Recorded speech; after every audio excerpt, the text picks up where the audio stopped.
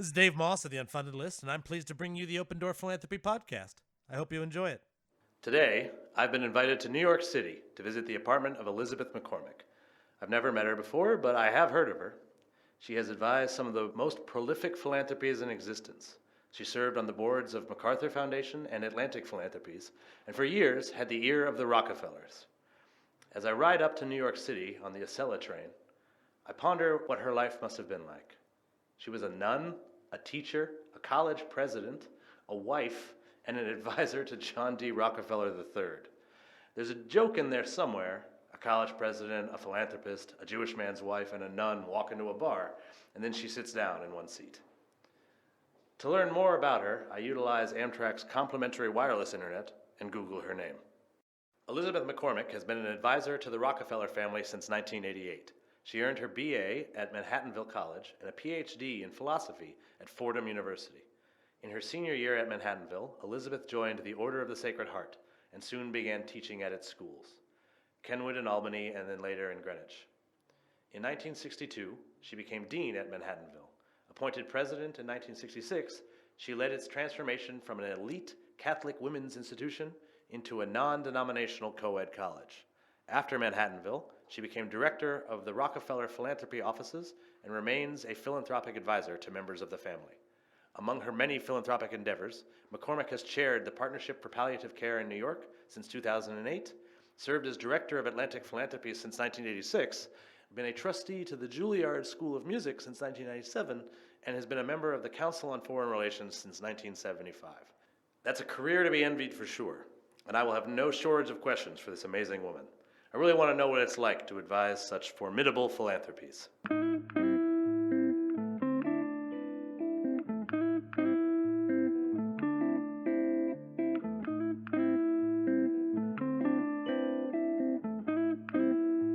First of all, thank you very much for inviting me to your home, Elizabeth. This is a lovely place where you live. If you don't mind, I'd like to just get started, ask you some questions. Yes, fine. Because I believe in the principle of fairness, I'll start by telling you a little bit about my own childhood. So I grew up in a town called Waterville, Maine. You may have heard of Colby College. I have. Which is right there in Waterville. My parents were professors there. Right next to Colby College is there's a Catholic school called Mount Mercy, and then also a convent behind the school. They were just up the street from us. I am myself Jewish, which in Waterville, Maine is a very rare thing to be. Very, very small Jewish population. Most of the people in Waterville were very confused about what a Jew is. But I did grow up down the street from a convent, and the nuns would usually in the evenings go for walks, and they would always walk right in front of my house. And I had a cat, my best friend growing up, named Rose, who was very, very friendly. Every time somebody walked by our house, the cat would go out and greet them and have a little visit. So I got to know it was Sister Agnes and Sister Elizabeth, actually, who would walk by my house every evening. And that was basically all of my Catholic education.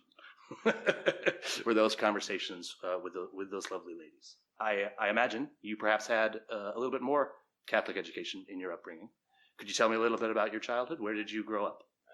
I was born in New York City, but I grew up in Westchester, Larchmont, New York, and was there through college. I went to college in Manhattanville, but Manhattanville then was in Manhattan. I was wondering why it was called Manhattanville. That's right. And it was on 133rd Street and Condon Avenue. It was sold before I was involved, except as a student. It was sold to City University, and it is now part of their campus. And the college moved to Purchase, New York, where it is now. And so when I was there, not as a student, but as a dean and as president, it was in Purchase. And I was there for nearly 10 years. And then, before I left there, I was offered a job by the Rockefeller family. And I've heard of them.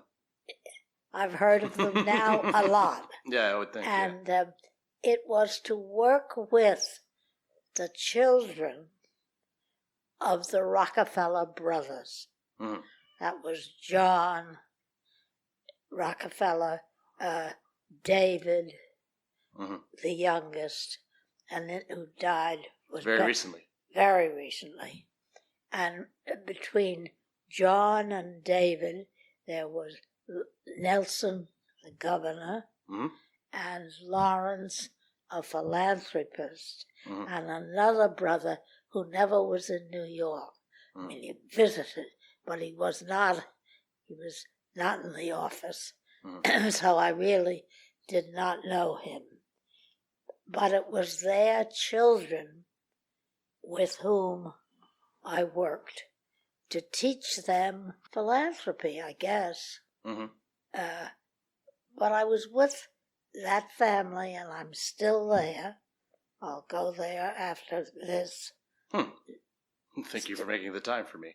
This may be a first for me that someone went from a meeting with me to a meeting with Rockefellers. I think that may be the first time that I've had that pleasure. Wonderful people.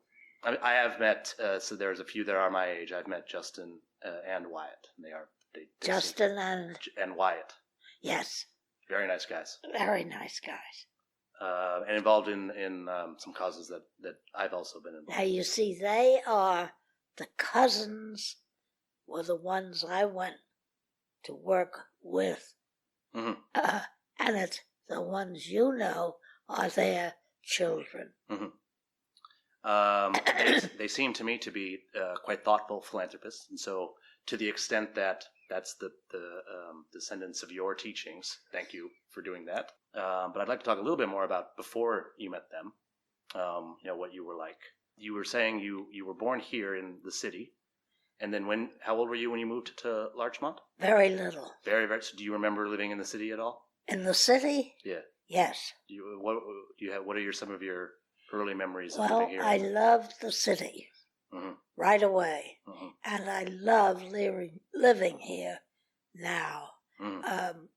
I would not want to live away from here, but then I know this best. I also have a house in Pauling, New York, which is, it's between the Hudson River and Connecticut, Pauling. That's where I believe I've driven past it. You have on Route 22. Yes. So I went to college, and sometime during college, I thought maybe I'd like to be a nun. Now, I have no way now to relive that. I don't know. I was a nun for many years. For how long? Well, right after college till the mid-70s. That's quite a long time. Longer than I've done anything. longer than you've been alive. I'm 35 years old. Yeah, it's a long time. Which does mean I'm now old enough to be president. Yeah. But overqualified, I think. Yeah. As a nun, I taught. And I lived in Albany, in Greenwich. There's the two places where I was, and then Manhattanville. I loved high school teaching, and I was the headmistress of the nuns-controlled school in Greenwich, the Convent of the Sacred Heart, Greenwich, Connecticut. 4 years I was headmistress there. In college, decided to be a nun. I have very little understanding of what that process is like. Does it take a long time to become a nun? To think about it and then do it. Took a long time. Big decision. It's a very big decision to make, I would. Very. I think back on it. When I did it in college, I thought this was what God wanted me to do. simple faith. I won't touch it. And I now think what my friends in college were doing. They were graduating from college, marrying very quickly, and having many children.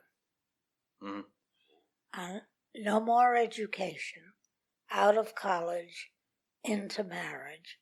And I just didn't want that. I had a pretty normal life, friends who were men as well as women, but it wasn't what I wanted. Early marriage and many children. Did you feel as though that was the only other option for you? Well, there weren't many options back in the 40s. Women became teachers or nurses. My grandmother, who would be about your age, did become a teacher and also got married. It's a good life. She had a lovely life, certainly. Yeah. But I think fortunately the young women of today have a lot more options and choices that they can make. And so I became a nun, and the actual doing of that meant living in Albany. And to begin with, and then once the 2.5 years of training ended, I went to Greenwich and taught in the school, and I loved teaching, and I was good at it. I believe you. I can sort of. I was raised by teachers, and yes. I think that it's a certain type of person, and I think I've at this point can tell if someone's a good teacher very early on. One of the things about teaching and relating with kids is the same as relating with donors. You have to learn to listen, not to talk too much. And when you are talking to a potential donor, you have to learn what they're interested in. And somehow or other, whatever you want money for, you have to somehow relate to what they're interested in. Very few fundraisers know enough to do that. They come to see the potential donor, and they have something they're going to say, and God help you if you try to interrupt it. You can't do it. I have tried. It doesn't and I think work. You're right. I find that both with teaching and with fundraising, I think I agree wholeheartedly. Listening is friends. Really with everything. With human relations. And I do think a lot of the folks out there who come through our program and who are struggling to fundraise, I do think that it may be a lack of listening on their part. Yep. This is very good information. So I have a friend who's trying to start a Catholic nonprofit for kids, where he takes the kids to mass. They do some conversation, leadership development stuff, and then they actually spend the afternoon surfing. He works in surfing communities, and he has a program where he sort of connects Catholic values with surfing. I'm not exactly sure. With what? Surfing. Are you familiar with Cowabunga? You ride the waves on a board. Oh yes. Surfing. It seems to me Jesus walked on water, so perhaps there's something perhaps there's something to what he's doing. But it was very the conversation was interesting to me to hear about how much philanthropy actually happens in the Catholic Church. He's actively trying to get into the system or whatever to be an official Catholic charity, so he can be considered by local dioceses and stuff for grants. And when I was talking to him, I realized for the first time that often nuns, priests, bishops, and cardinals are actually making considerable philanthropy decisions.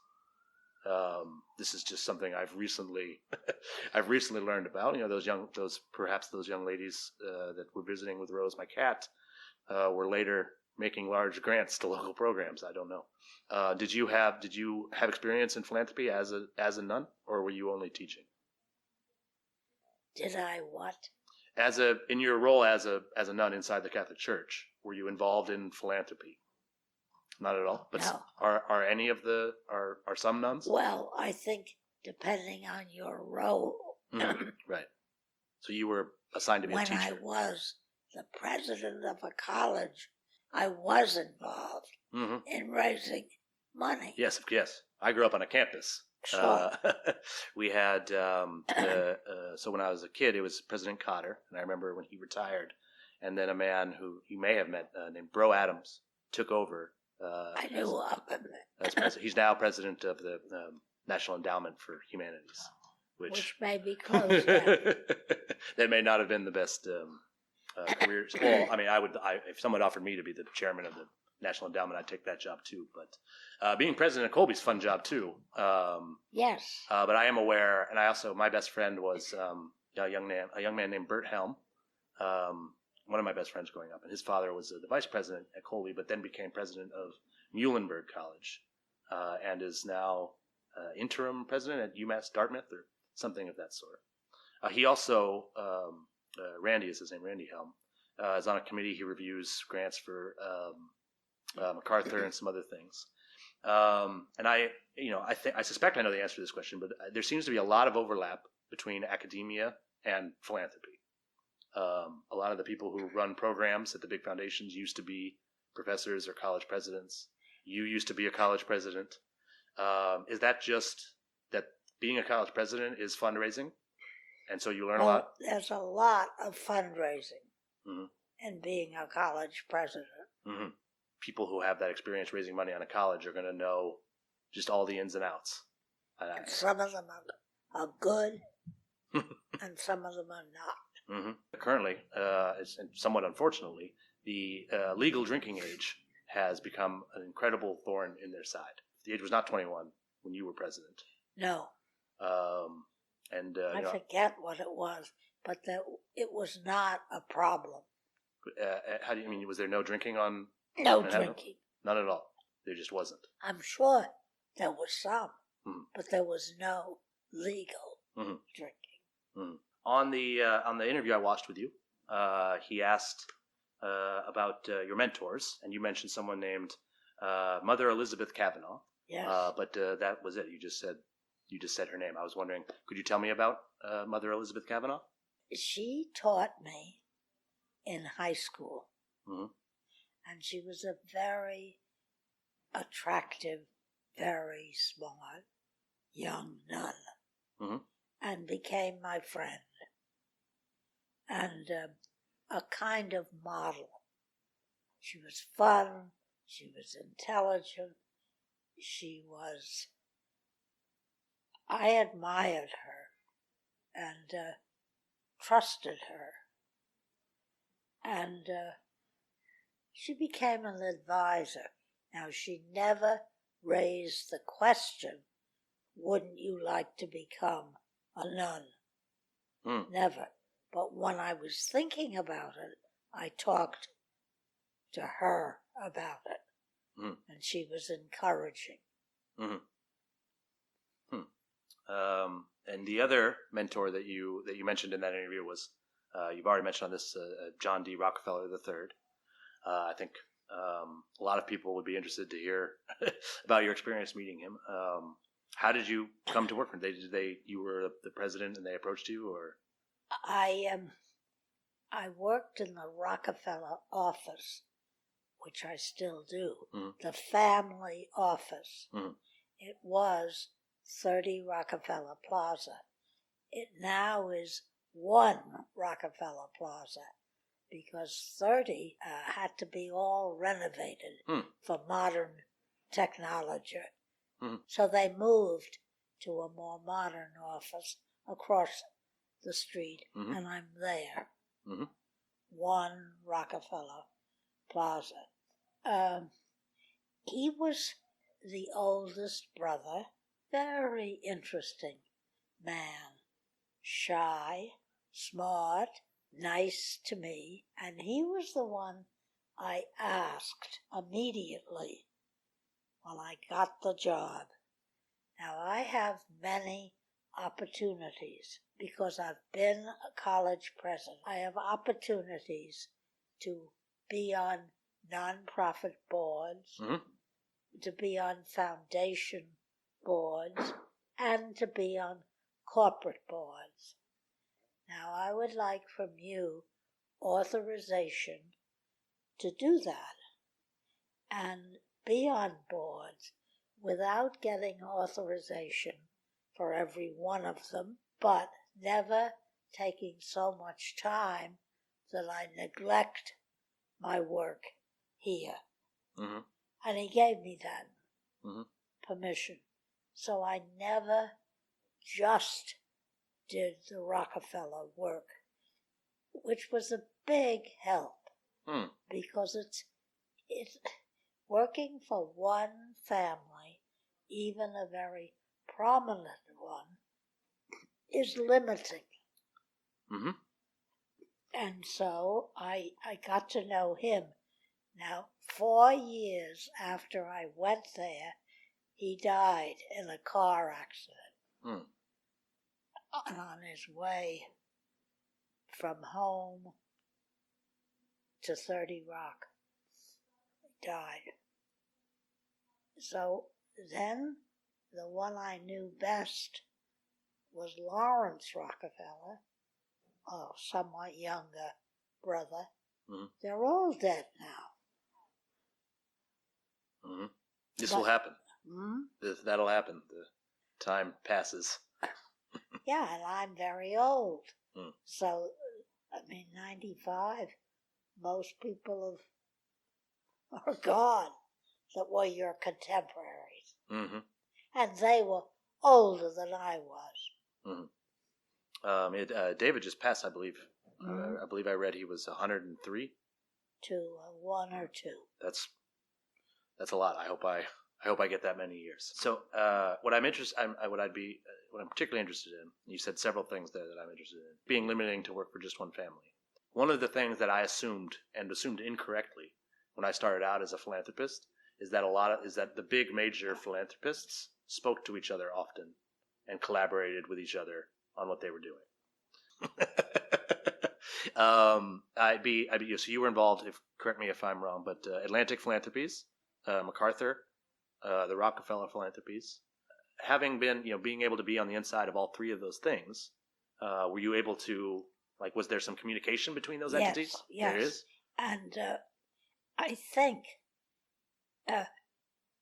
first of all, the reason I think it's important for philanthropies and individual philanthropists to know one another and to, if not work together, at least talk and know one another, is there's not enough money to go around, and philanthropists, I don't think this is true of Jewish philanthropies, but other philanthropies move from this interest to that interest. Yes.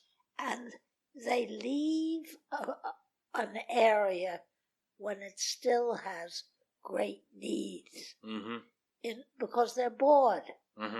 Absolutely. And new people come on boards, and new chairmen, and new executive directors, and they want excitement. And This so can be harmful. That's right. And they say, "Oh well, we've done this for too long."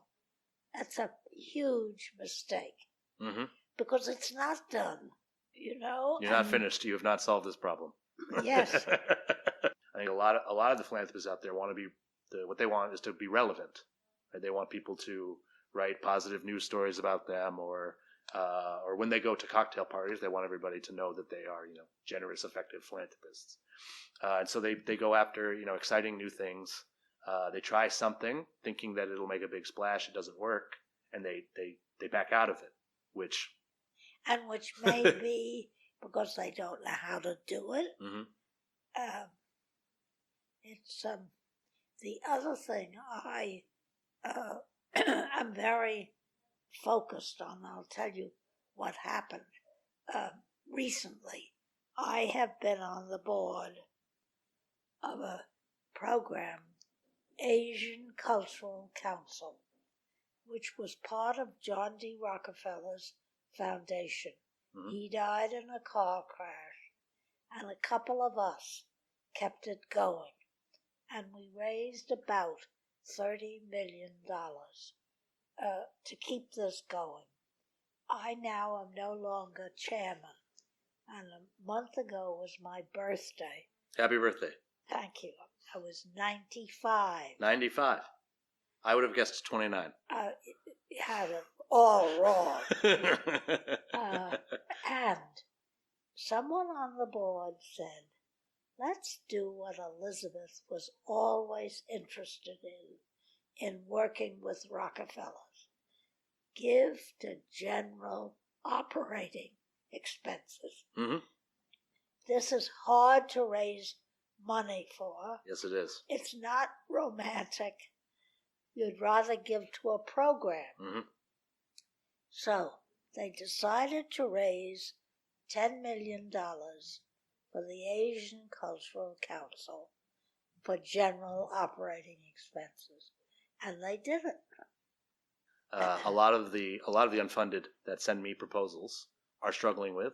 Some of them are able to raise money for programs, but not for their operations. When I worked with the young Rockefellers, mm-hmm. I wrote hundreds of letters for them, giving money. Mm-hmm. And it would say, Mary Ann Rockefeller was very interested in your initiative, your program, and then I'd say sentence about it. However, she wishes her gift to go to general operating expenses. That must be a very nice letter for them to receive. People love it. I can imagine, yes. Because it's what they need. They need to money. To pay the rent and the telephone and the email. These things are getting expensive, especially, a lot of nonprofits headquartered in places like D.C., San Francisco, New York, where just trying to live in a one-bedroom place is you can't do that on the salaries most of these folks are able to offer. It's and it causes a lot of turnover, right? Institutional memory gets lost. It is a major concern for me, and I'm actually quite pleased to hear that it seems to be a concern of yours as well. Maybe we'll get through this. Well, what would be your advice to someone that's having trouble raising their operating dollars? What should they be saying to donors, or what should they be listening for?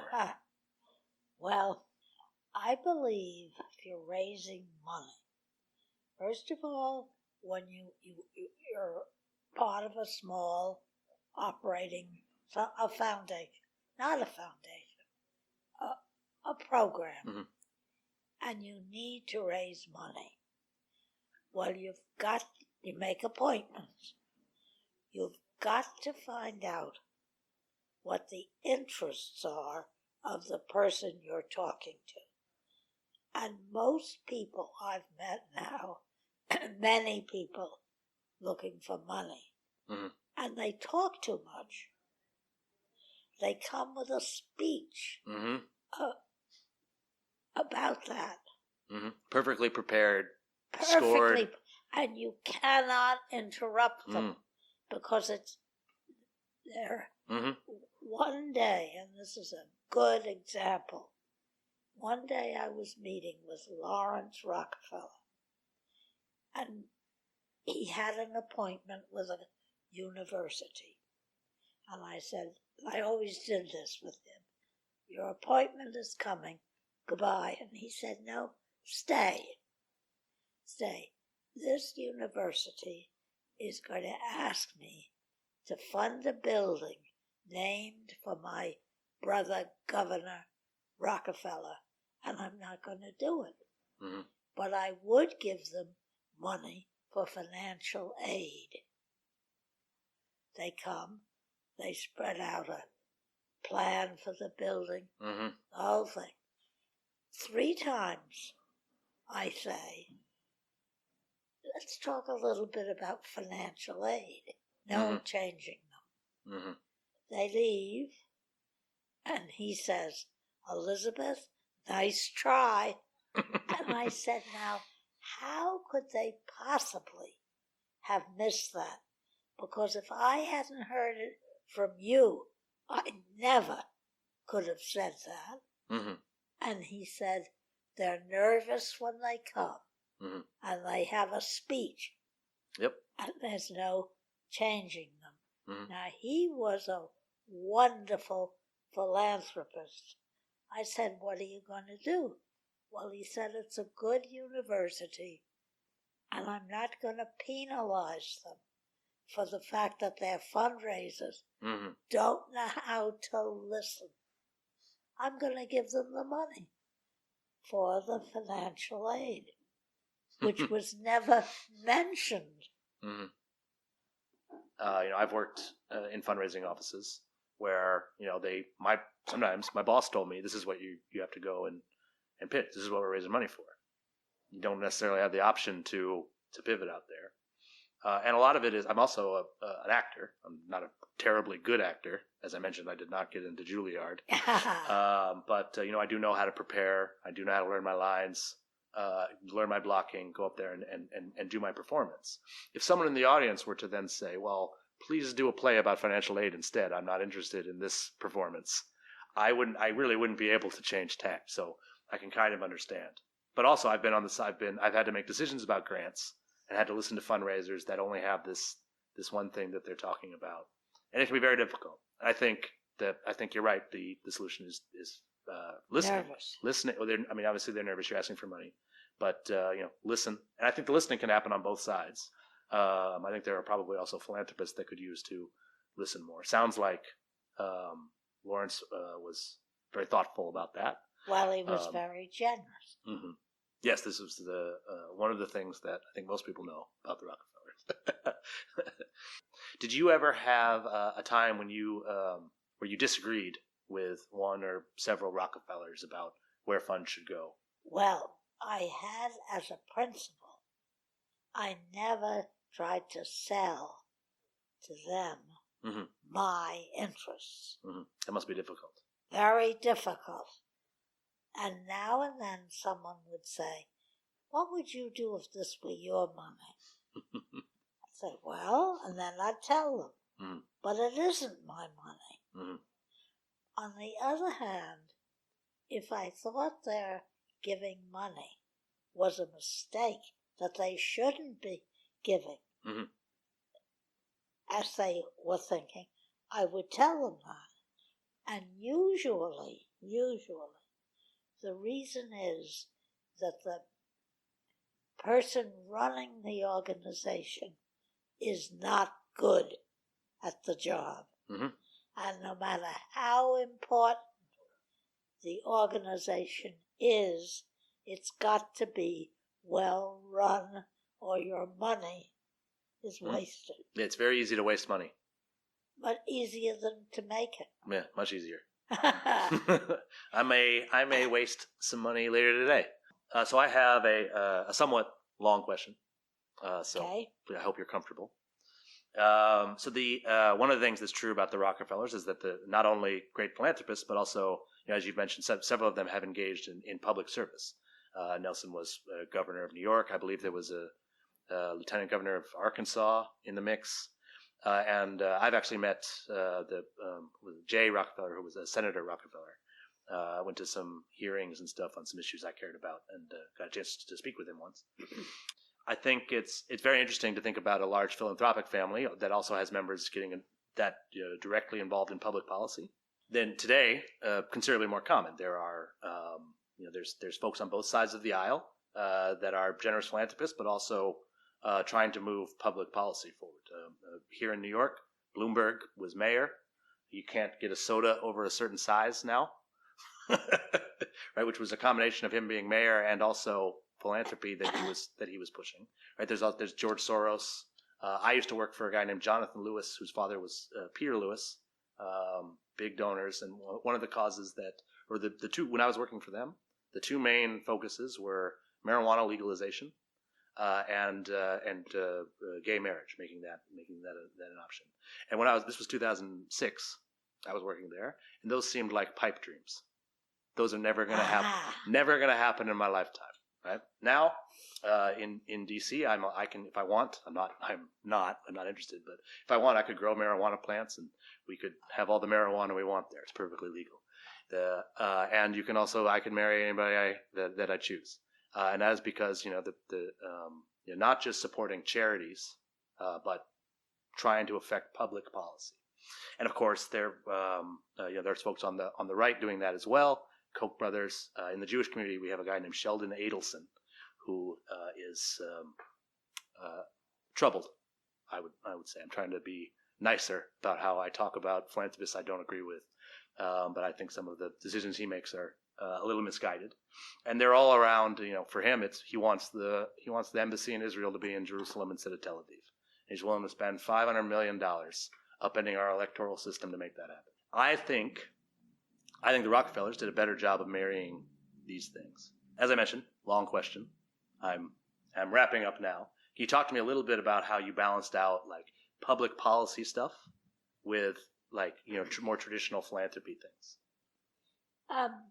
First of all, I believe that the best thing for a potential philanthropist to do is to work in the area where he wants to give money.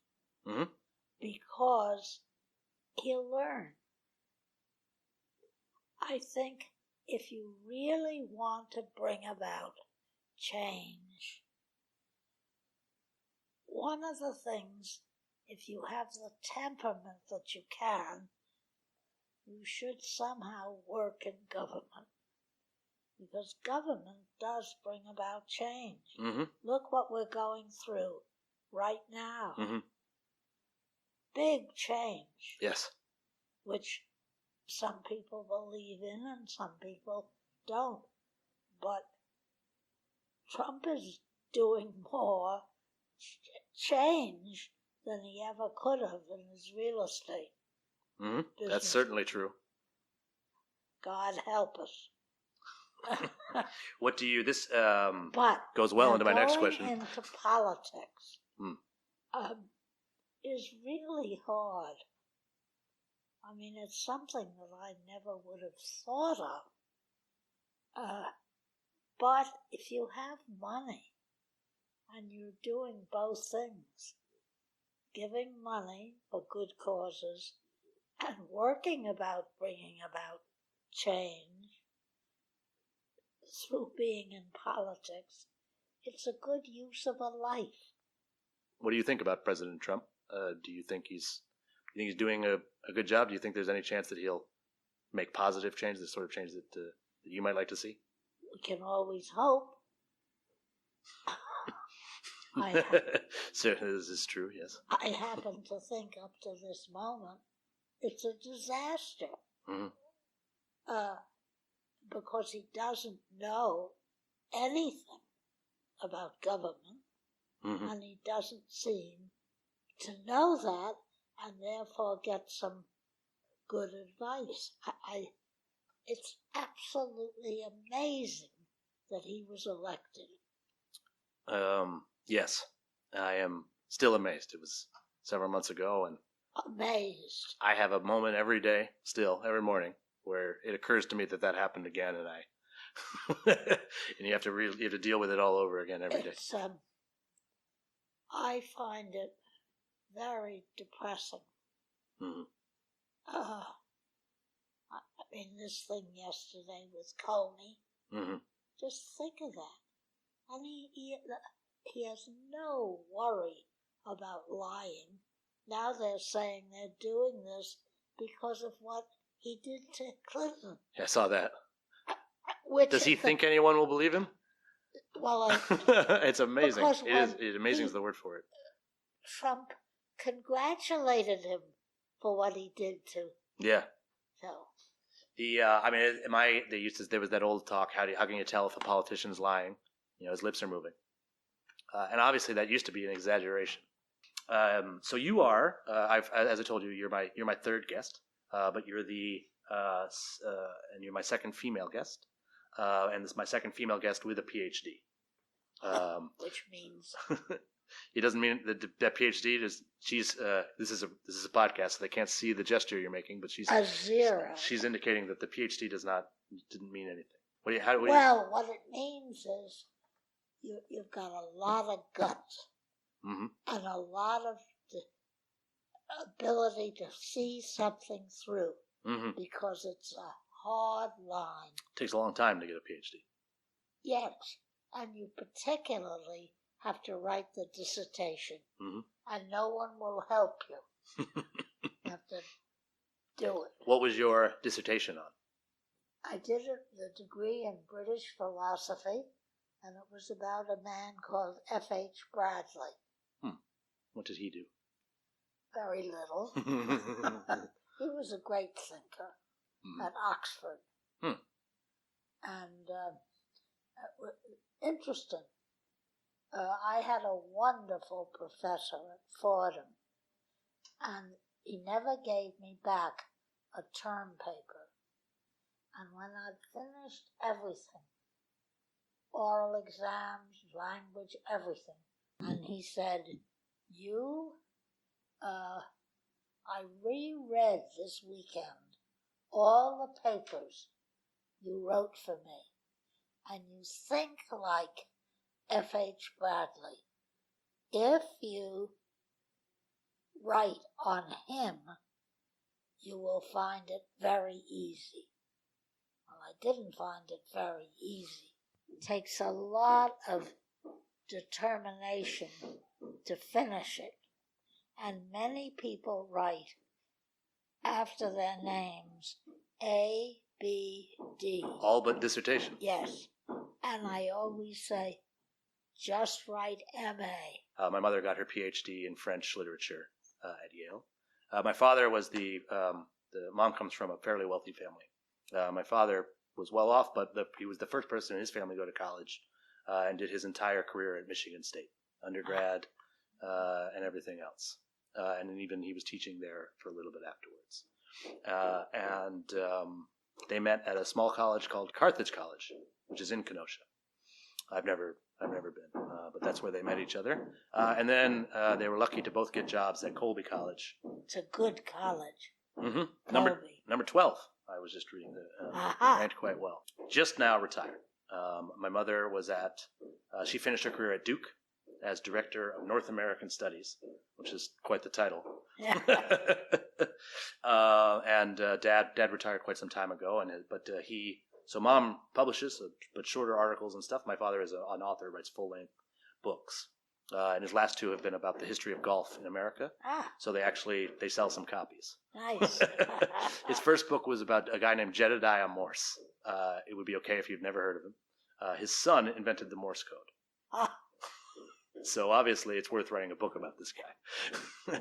No, he was very much a Renaissance man. He was a pastor and a painter, and I think he wrote the first set of geography textbooks for schools in America. And it was an interesting man. If you're ever having trouble going to sleep, I recommend reading A Station of Peculiar Exposure: The Life of Jedediah Morse by Richard J. Moss. His more recent, so he wrote a book, The History of Country Clubs, and then also The History of Golf in America from 1900 to 2000. Very interesting stuff. The golf books, actually, he had to do a lot of research into philanthropy. Sure. Bob Hope started doing charity golf tournaments, and they found out that you could bring in a decent amount of money that way. In fact, the president every now and then holds charity golf tournaments. I think I will probably not play in those. I have another somewhat long question. This is the last of the long questions. Okay. So I mentioned that I'm Jewish and have had some involvement with some of the Jewish philanthropies here in town. I was one of the original board members of something called the Slingshot Fund, which is a giving circle for young Jews. So we would pool our money together and make general operating grants to young Jewish nonprofits. Good. Yeah, it's a great program. It's still around. And we would also have an annual event called Slingshot Day. And we would bring in speakers. And one of the panels had some representatives from the Avichai Foundation.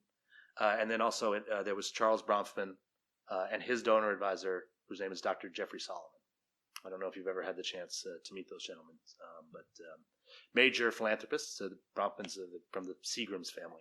And this, so both of those foundations were pursuing spend down strategies at that time. And that was just really, I really had never heard of that before. So I was 24, 25, I think, when I was at this conference. The concept of, you've got billions of dollars and you're saying, we're trying to get these problems solved and we're going to give it all away by this time, right? The whole game where you try to make sure the endowment grows and that's never been particularly interesting. I understand the strategy behind it, but I'm not an investor. I'm not interested in percentages, and I want to support stuff. I want to see social change in the world. But it was very interesting to me to think that these guys were taking this different approach, being able to give billions of dollars away right in a short period of time. Sounded fascinating to me, and it also sounded like it was an awful lot of fun. When I watched those folks talk about it, it was like they were giving a eulogy. Like Charles was giving his own eulogy, quite frankly, and it didn't seem to me like they were having fun. And and I went on a donor retreat to Miami once, and I'd seen these guys have fun. I knew that they were capable of it, and I raised my hand and I said, why? It doesn't sound like you're having any fun doing this. Why are you so somber about this? And their response was actually, well, we are having a lot of fun. The thing that Charles said to me that I thought was pretty interesting is that he was unaccustomed to the interest. He wasn't used to anybody. He was used to people being bored. Particularly, this was a crowd of younger folks. So I think when he talks to his grandkids or whatever, he's used to them being bored by it. And the fact that I and a lot of the other folks there were interested was a surprise to him. It was happy to me to find out that yes, they were in fact having fun. Do you find philanthropy to be fun? Do you have fun doing it? You had a long career. Sometimes. Sometimes, in general. Do you think you could have pursued more fun activities, or? Well, it's serious. Mm-hmm. But serious can be fun. Sure. I was on Atlantic Philanthropies. Yes. And that was always going to come to an end. They have given away all of their money. It's done correct? Now. Yeah. How much money did they give away? About $6 billion. So, and you were involved in some of the big grants. The big towards the spend down. Terrific. Yeah. Was that fun? Yes, it was. Would you say that was more? I mean, to me, it seems like that's just so much more exciting than, well, we're going to try to give away the right percentage of the endowment. I know. Yes. Right, without that limitation must be very exciting. Chuck Feeney, who created Atlantic, mm-hmm. his reasoning was there'll always be more money, and hopefully people will want to give it away. And right now, there are big needs. Therefore, why keep it invested? Give it away. Mm-hmm. It's good. Makes sense to me.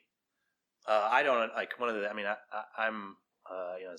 The Mosses do fine, but we're not Rockefellers, which is it's something I say often. But the market is very good at the moment. Mm-hmm. Mm-hmm. It's not maintaining the corpus is not all that difficult. Does your family have a foundation? Your family. There was in the past, and now I call the philanthropies. It's quite complicated. There's a number of weird financial vehicles in play. No one really needs to know all of that information, right? The charitable lead annuity trust and that stuff. So I just sort of call it the Moss Family Foundation. There is a checking account somewhere that's the name on the checks. But so I don't have a 5% limitation. I could give nothing away if I wanted. Okay. It's much more freedom. The thing about if you find yourself advising mm-hmm. families mm-hmm. who are creating a family foundation, mm-hmm. my advice is always have the majority of board members family members. Why is that? Because the greatest problem in foundations, as I see it, is a foundation being created with almost all the members outside of the family, smart people, and you give away control. Mm-hmm. Then if suddenly the older family members want to control the foundation, it's gone. Mm-hmm. They can only do it if the board just succumbs to them and gives up its right. Mm-hmm. I think there are two things to do. One is have an advisory board with the real board, 2 or 3 family members. Mm-hmm. Or you can have no real board except a couple of family members and then a board of advisors whose advice you usually take, but you don't have to. You're not legally bound. This problem arises all the time, depending on who's on the board. My interview yesterday with a man named Stephen Lieber, who supports almost entirely brain development research, brain science. He made his money in mutual funds. Doesn't know anything about brain science. So one of the things that's very interesting about him is he decided he wants to support cutting edge brain development research. So he made that decision, which is I think very important, and almost exclusively funds that. Some other, like his alma mater and some other things, but almost hundreds of millions of dollars to brain research so far. But again, he doesn't know how's he going to find the promising young researcher? He needs help. So he has a very accomplished scientific committee, Nobel Prize winners, heads of departments at universities. That's exactly the way I do it. Mm-hmm. Oh, well, I'm sure he'll be happy to. I'll let him know that you agree with his approach. He seems. I think it's great. It's somewhat similar to what we do at the Unfunded List. So I wanted to be able to give feedback to people who get their grants rejected, and sometimes I can do that. Right? I might know a thing or two about your field, or I may know a donor that might be interested. Right? But this is just me. So I have about 125 people now who are similar to me, who know some of them run their family foundation like I do. A few of them are much bigger foundations than mine. A lot of them are very good fundraisers. I have a lot of professional grant writers that volunteer to read these proposals and give their thoughts. I'm very fortunate that my mother reads all of the proposals we receive. And she is, as I mentioned, she was a very good student, PhD from Yale and all that. So at the very least, I'm sure we're correcting all the grammar and spelling mistakes in these proposals. And she knows a thing or two about that other stuff. So I very much like that model, but I also do think that it's fair for the family to want to say this is our money and we want to be able to to make these decisions. And I also think that on certain issues, if you're funding brain research, you just absolutely need experts. If you try to do that without experts, you're not going to do a good job. But I think there are other things where you don't necessarily need Nobel Prize winning scientists to advise. Talk to me a little bit more. I was a donor advisor for a little bit. It was somewhat fun. Certainly don't have the experience as you have, and you've talked a little bit about it. But what's the key to giving good advice to people? Well, what I've always done is advise people on what they want to do rather than what you think they should want to do. And therefore, you've got to become knowledgeable about their interests. And therefore, I always get in touch with people who are very knowledgeable in the area that someone I'm working for wants to give in. So I can give other people's advice to them. For instance, you just mentioned that person who wants to give for brain research. Mm-hmm. Well, very few people know about that. Mm-hmm. But a friend of mine works at the Burke Institute, which is all that kind of science. Mm-hmm. It's a research center. Mm. So I've often learned from there what to say to people, because they know I might think this is the best place but I really don't know. I just may have met a smart guy who works there, and I think, boy, that's a good place. He may be the only... He might be the only smart guy who works there, yeah. Yes, so you have to learn. Yeah. And then the other thing I've always done, I like the fact that some people give to the same institutions year in, year out. I like that. Mm-hmm. But then what the job of an advisor is to see that the leadership, when it changes, is a change as good. Mm-hmm. And if... That's very hard to do. Very hard. And if the new person is no good, say to the donor, let's wait a while and see what happens. Because one of the greatest weaknesses in institutions is when there's a change in leadership and an inadequate person is appointed, what boards try to do is take the place of the CEO, run it, the board, and the worst individual CEO is better than a board. No board can run anything. Mm-hmm. So as an advisor, find out who's running an institution, who's the head, and do not recommend giving if the head is no good. As I mentioned with the Unfunded List, our focus is on people who've had their proposals rejected.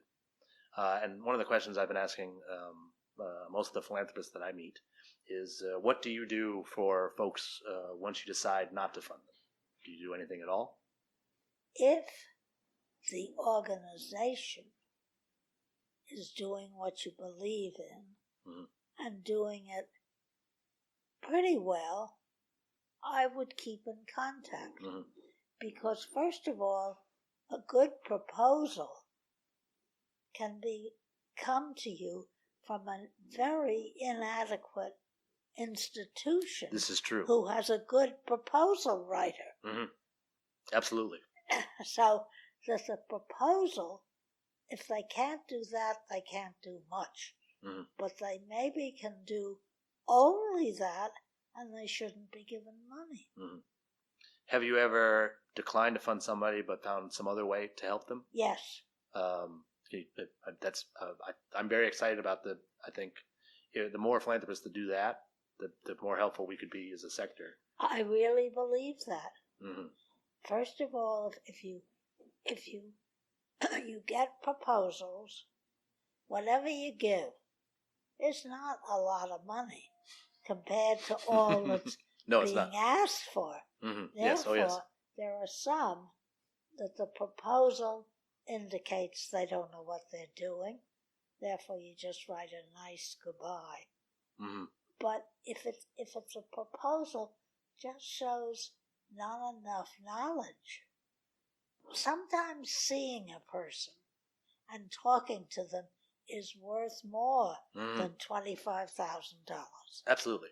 Grandmother used to say that we always have more money in the Rolodex than we do in the bank account. Yes. Which is true for Mosses, and it's also true for Rockefellers. I like to point out that Gates could call Carlos Slim and Warren Buffett, and that's a lot more money than he has. Yeah.